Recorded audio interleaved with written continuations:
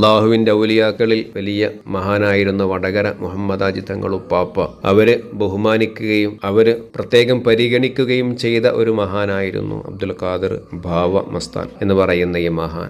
ചരിത്ര ഗ്രന്ഥങ്ങളുടെ ഉള്ളറകൾ തേടി ഒരു യാത്ര. അൽ സിയാറ, ആത്മജ്ഞാനികളെ തേടി ഒരു തീർത്ഥയാത്ര.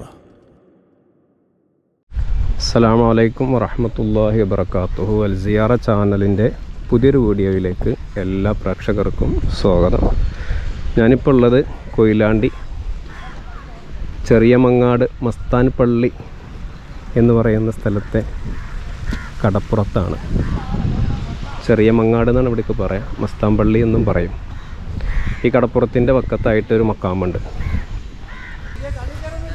ആ മക്കാമിലേക്കാണ് നമ്മൾ പോകുന്നത്. ഇൻഷാ അല്ലാഹ് നമുക്ക് മക്കാമിലെത്തിയിട്ട് സിയാറത്ത് ചെയ്യാം. കാണുന്നതാണ് മക്കാമിലേക്കുള്ള കവാടം.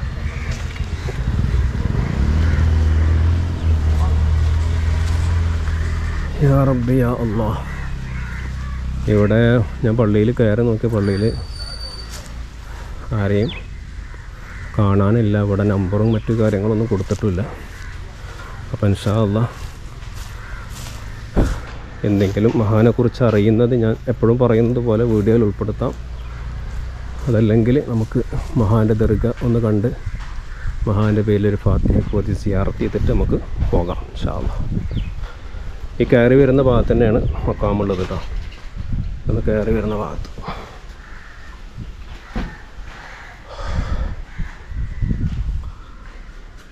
ഇൻഷാ അല്ലാഹ്. അസ്സലാമു അലൈക്കും യാ വലിയല്ലാഹ്. അസ്സലാമു അലൈക്കും യാ വലിയല്ലാഹ്. പ്രിയപ്പെട്ട മുഅ്മിനീങ്ങളെ, അൽഹംദുലില്ലാ, ഞാൻ ഇവിടുത്തെ ഉസ്താദുമായും അതുപോലെ തന്നെ ഈ മഹാനുമായി നേരിട്ട് ബന്ധമുള്ള ഒരാളുമായിട്ടൊക്കെ സംസാരിക്കുകയുണ്ടായി. അവരിൽ നിന്ന് ഈ മഹാനെക്കുറിച്ച് അറിഞ്ഞ കാര്യങ്ങളാണ് നിങ്ങളോട് ഞാൻ പറയുന്നത്. ഈ മഹാന്റെ പേര് അബ്ദുൽ ഖാദിർ ബാവ മസ്താൻ എന്നാണ്. അബ്ദുൽ ഖാദിർ എന്നാണ് ഈ മഹാന്റെ പേര്. അബ്ദുൽ ഖാദിർ ബാവ മസ്താൻ എന്നാണ് മഹാനവറുകൾ അറിയപ്പെടുന്നത്. അദ്ദേഹം വലിയൊരു മഹാനായിരുന്നു. അക്കൂട്ടത്തിൽ തന്നെ മസ്താനും കൂടെ ആയിരുന്നു. അദ്ദേഹം പാലക്കാട് സ്വദേശിയാണ്. അവിടെ നിന്ന് എങ്ങനെയോ കൊയിലാണ്ടിയിൽ എത്തിപ്പെട്ട ഒരാളാണ്. എങ്ങനെയാണ് പാലക്കാട് നിന്ന് കൊയിലാണ്ടിയിലേക്ക് വന്നത് എന്ന് കൃത്യമായിട്ട് അറിയില്ല. എങ്കിലും നേരത്തെ സൂചിപ്പിച്ചതുപോലെ അദ്ദേഹം ഒരു മസ്താനായിരുന്നു. ഇങ്ങനെ നടക്കുന്ന ഒരാളായിരുന്നു. അങ്ങനെ നടന്ന് എത്തിപ്പെട്ടതായിരിക്കാം കൊയിലാണ്ടിയിൽ എന്നാണ് പറയപ്പെടുന്നത്. ഏതായിരുന്നാലും കൊയിലാണ്ടിയിൽ വന്നപ്പോൾ അദ്ദേഹത്തിന്റെ ജീവിതശൈലി എന്ന് പറഞ്ഞാൽ ഒരു മുണ്ടെടുക്കും, മറ്റു വസ്ത്രങ്ങളൊന്നും ഉണ്ടാവാറില്ല, കയ്യിലൊരു ബാണ്ടക്കെട്ടുണ്ടായിരിക്കും. ആരോടും ഒന്നും പറയാതെ, അല്ലെങ്കിൽ അദ്ദേഹത്തെ കൊണ്ട് ഈ മഹാനെ കൊണ്ട് ആർക്കും ഒരു ശല്യമോ ബുദ്ധിമുട്ടോ ഉണ്ടായിട്ടില്ല എന്നതാണ്. അദ്ദേഹം ഒരു ഭാഗത്തുകൂടെ ഇങ്ങനെ നടക്കും, അല്ലെങ്കിൽ ഒരു ഭാഗത്തിരിക്കും. അദ്ദേഹത്തിന് ഇഷ്ടപ്പെട്ട, ആ മഹാനിക്ക് ഇഷ്ടപ്പെട്ട ആളുകളുടെ വീട്ടിൽ താമസിക്കുമായിരുന്നു. അതേപോലെ അവരോട് എന്തെങ്കിലും ചില്ലറ കാശുകളൊക്കെ അവരോട് ചോദിക്കുമായിരുന്നു. അങ്ങനെ ജീവിച്ചൊരു മഹാൻ. അപ്പൊ അദ്ദേഹം കൊയിലാണ്ടിയിൽ വന്നപ്പോൾ കൊയിലാണ്ടിയിൽ താമസിച്ചിരുന്ന ആ ഒരു സഹോദരന്റെ, അദ്ദേഹം മരണപ്പെട്ടു പോയി, ആ വീട്ടുകാരൻ മരണപ്പെട്ടു പോയി, അള്ളാഹു അദ്ദേഹത്തിനൊക്കെ പുറത്തു കൊടുക്കട്ടെ. അദ്ദേഹത്തിന്റെ മകനുമായിട്ടാണ് ഞാൻ സംസാരിച്ചത്. അപ്പൊ അവർക്ക് ഈ മഹാനുമായിട്ട് നേരിട്ടുള്ള ബന്ധമുണ്ട്. അങ്ങനെ അവരുടെ വീട്ടിലാണ് ഈ മഹാന് താമസിച്ചിരുന്നത്. അങ്ങനെ താമസിച്ചു വരുമ്പോൾ ഇദ്ദേഹം നിസ്കരിക്കുന്നത്, ഈ മഹാനായ അബ്ദുൽ ഖാദിർ ബാവ മസ്താൻ എന്നവര് നിസ്കരിക്കുന്നത് പ്രത്യക്ഷത്തിൽ കാണാറില്ലായിരുന്നു. അപ്പോൾ നിസ്കരിക്കാത്ത ഒരു വ്യക്തി, അദ്ദേഹത്തിനൊക്കെ ഭക്ഷണം കൊടുക്കാൻ പറ്റുമോ ഇല്ലയോ എന്നൊക്കെയായിരുന്നു ആ വീട്ടുകാരന്റെ വേവലാതി. അദ്ദേഹം ഈ ഒരു കാര്യം പറയാൻ വേണ്ടിയിട്ട്, ഈ മഹാനെ കുറിച്ച് അന്വേഷിക്കാൻ വേണ്ടിയിട്ട്, ഈ വിഷയം പറയാൻ വേണ്ടിയിട്ട് അവര് നേരെ പോയത് മഹാനായ വടകര മുഹമ്മദ് ഹാജി തങ്ങളുപ്പാപ്പയുടെ ഹദറത്തിലേക്കായിരുന്നു. പാപ്പാനോട് വിഷയം പറഞ്ഞപ്പോൾ പറഞ്ഞു, നമുക്കറിയാം പലരും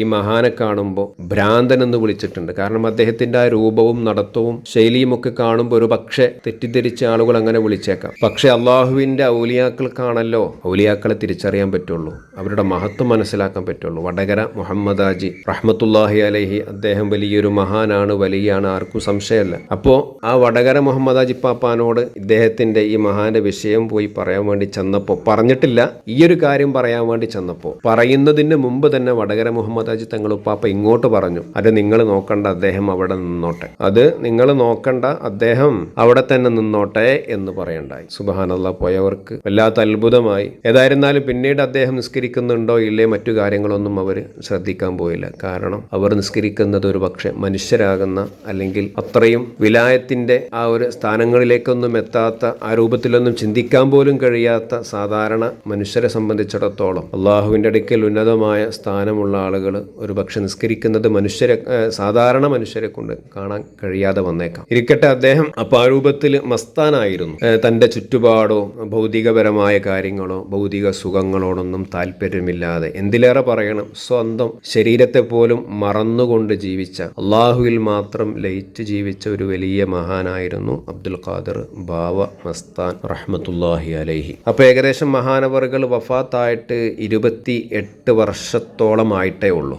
അതുകൊണ്ട് തന്നെ നേരത്തെ സൂചിപ്പിച്ചതുപോലെ അദ്ദേഹത്തെ നേരിട്ട് കണ്ടവരും നേരിൽ നിന്ന് മഹാനവറുകളിൽ നിന്ന് നേരിട്ട് അനുഭവമുള്ള ആളുകളും ഇന്നും ജീവിച്ചിരിക്കുന്നുണ്ട്. അതുകൊണ്ട് തന്നെ അദ്ദേഹത്തെക്കുറിച്ച് ഇല്ലാത്തതോ അല്ലെങ്കിൽ ചെറിയ കാര്യങ്ങൾ വീർപ്പിച്ചു പറയേണ്ട ആവശ്യം ഒന്നുമില്ല, അങ്ങനെ പറയാനും പാടില്ല. അദ്ദേഹത്തെ നേരിട്ട് കാണുകയും അനുഭവിക്കുകയും അനുഭവങ്ങൾ നേരിട്ട് കാണുകയും ഒക്കെ ചെയ്ത ആളുകൾ ഇന്നും ജീവിച്ചിരിക്കുന്നുണ്ട്. കൊയിലാണ്ടിയിലും മറ്റു പരിസരങ്ങളിലൊക്കെ ആയിട്ട് ജീവിച്ചിരിക്കുന്നുണ്ട്. ഇരിക്കട്ടെ, മഹാനവറുകളുടെ ജീവിതത്തിൽ ഒരുപാട് അത്ഭുതങ്ങൾ ആളുകൾക്ക് പ്രകടമായിട്ടുണ്ട്. ഒരു കാര്യം എന്ന് പറയുന്നത്, മഹാനവറുകൾ ഇങ്ങനെ നടന്നു പോകുമ്പോൾ ഗർഭിണികളായ സ്ത്രീകളെ കണ്ടു കഴിഞ്ഞാൽ മഹാനവറുകൾ അവരെ നോക്കിയിട്ട് പറയുമത്രേ, മങ്ക അല്ലെങ്കിൽ കൊമ്പൻ എന്ന് പറയും. മങ്ക എന്ന് പറഞ്ഞാൽ പെണ്ണ്, കൊമ്പൻ എന്ന് പറഞ്ഞാൽ ആണ്. ഒരു ഗർഭിണിയായ സ്ത്രീയെ നോക്കിയിട്ട് മങ്ക എന്ന് പറഞ്ഞാൽ പിന്നെ ആ സ്ത്രീ പ്രസവിക്കുന്നത് പെൺകുട്ടിയായിരിക്കും, കൊമ്പൻ എന്ന് പറഞ്ഞാൽ ആൺകുട്ടിയായിരിക്കും. ഈ ഒരു അനുഭവം മഹാനവറുകളിൽ നിന്ന് ഉണ്ടായിട്ടുണ്ട്. അതുപോലെ തന്നെ മഹാനവറുകളുടെ അരികിലേക്ക് അസുഖവുമായിട്ട് ചെന്ന് കഴിഞ്ഞാൽ കുട്ടികളൊക്കെ ആണെങ്കിൽ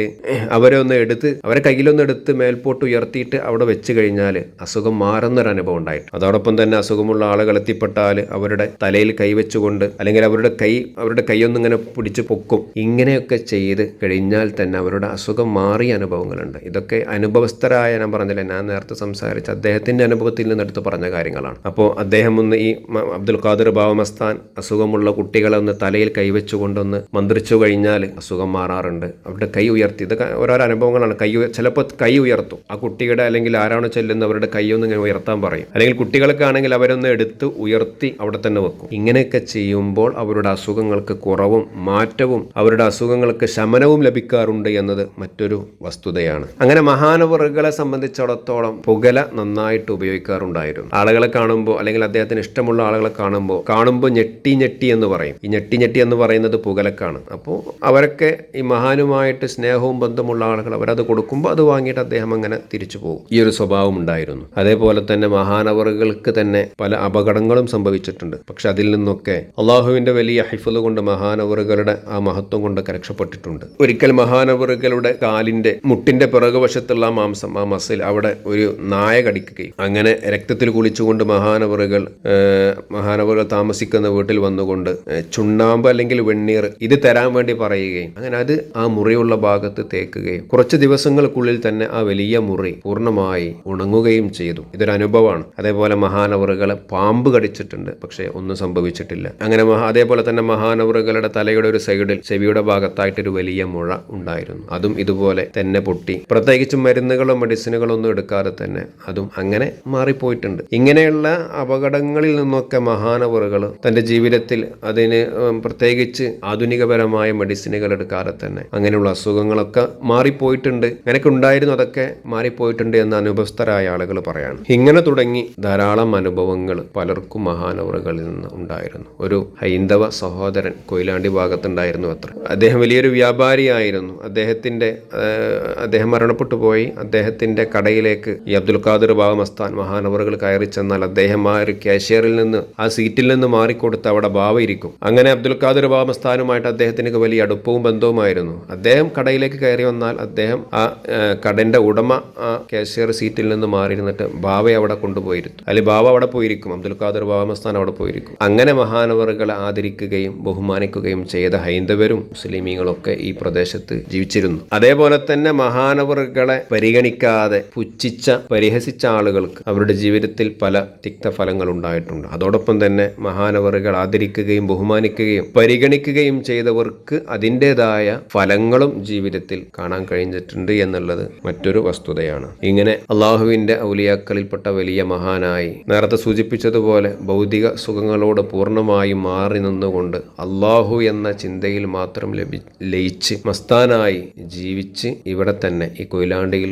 മരണപ്പെട്ടു പോയ ഒരു വലിയ മഹാനാണ് ഇവിടെ മറവിട്ട് കിടക്കുന്ന അബ്ദുൽ ഖാദിർ ബാവ ഭാവ മസ്താൻ റഹ്മത്തുള്ളാഹി അലൈഹി എന്ന മഹാൻ. അദ്ദേഹത്തിൻ്റെ കുടുംബമൊക്കെ ഇപ്പോഴും ജീവിച്ചിരിപ്പുണ്ട് എന്നൊക്കെയാണ് അറിയാൻ സാധിച്ചത്. ഏതായിരുന്നാലും അല്ലാഹു സുബ്ഹാനഹു വ തആല ഈ മഹാന്റെ ദറജകളെ ഉയർത്തി കൊടുക്കട്ടെ. അള്ളാഹുവിൻ്റെ ഔലിയാക്കളിൽ വലിയ മഹാനായിരുന്ന വടകര മുഹമ്മദാജി തങ്ങളുപ്പാപ്പ അവര് ബഹുമാനിക്കുകയും അതേപോലെ തന്നെ അവര് പ്രത്യേകം പരിഗണിക്കുകയും ചെയ്ത ഒരു മഹാനായിരുന്നു അബ്ദുൽ ഖാദിർ ഭാവ മസ്താൻ എന്ന് പറയുന്ന ഈ മഹാൻ. അതുകൊണ്ട് ഔലിയാക്കളെ തിരിച്ചറിയുന്നൊരു വാക്യമുണ്ടല്ലോ. ഏതായിരുന്നാലും അല്ലാഹു സുബ്ഹാനഹു വ തആല ഇവിടെ വരാനും സിയാറത്ത് ചെയ്യാനൊക്കെ തൗഫീഖ് നൽകട്ടെ. ഈ മഹാന്റെ ദറജകൾ അല്ലാഹു ഉയർത്തി കൊടുക്കട്ടെ. ഇവിടുത്തെ മദതും സഹായവും അല്ലാഹു നൽകി അനുഗ്രഹിക്കുമാറാവട്ടെ ഇൻഷാ അല്ലാഹ്. കൂടുതൽ ഈ മഹാനെ കുറിച്ച് അറിയണമെന്ന് ആഗ്രഹമുള്ള ആളുകൾ ഇവിടുത്തെ ഈ പള്ളിയിലുള്ള ഉസ്താദിന്റെ നമ്പറും അതുപോലെ തന്നെ ഈ മഹാനുമായിട്ട് നേരിട്ട് ബന്ധമുള്ള ആ കൊയിലാണ്ടിയിലെ വീട്ടുകാരായ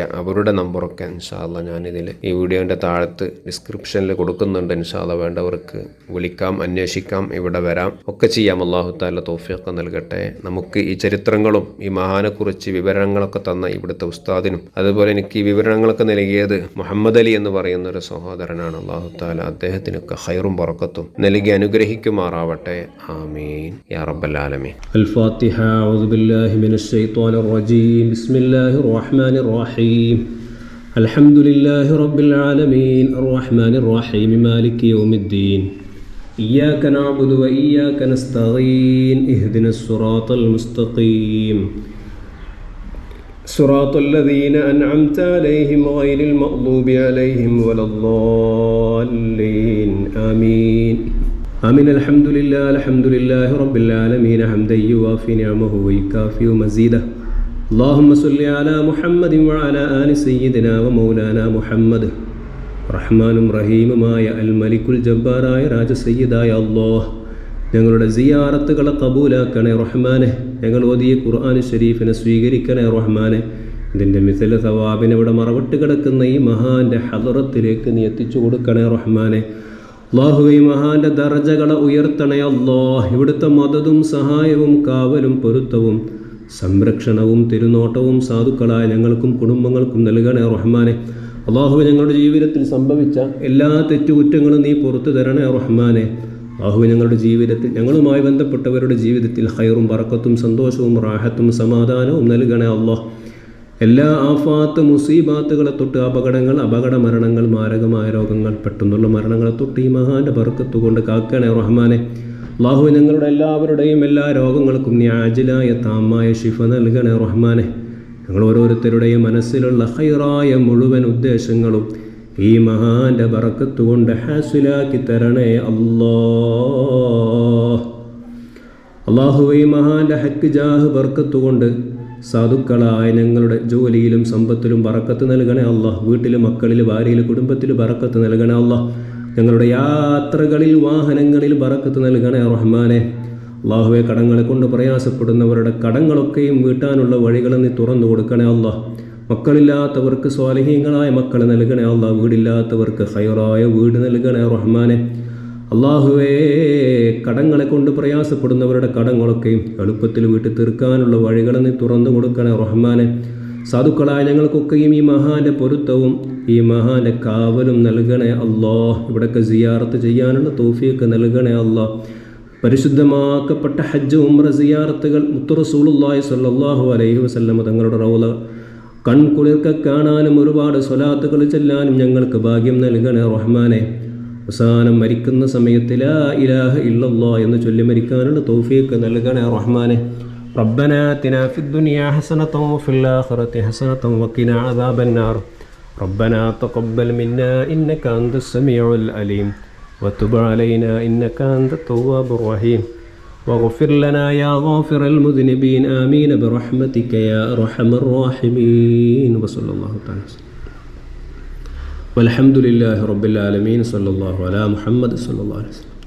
സല്ലല്ലാഹു അലാ മുഹമ്മദ് സല്ലല്ലാഹു അലൈഹി വസല്ലം. അല്ലാഹുമ്മ സ്വല്ലി അലാ മുഹമ്മദ്. അസ്സലാമു അലൈക്കും യാ വലിയല്ലാഹ്.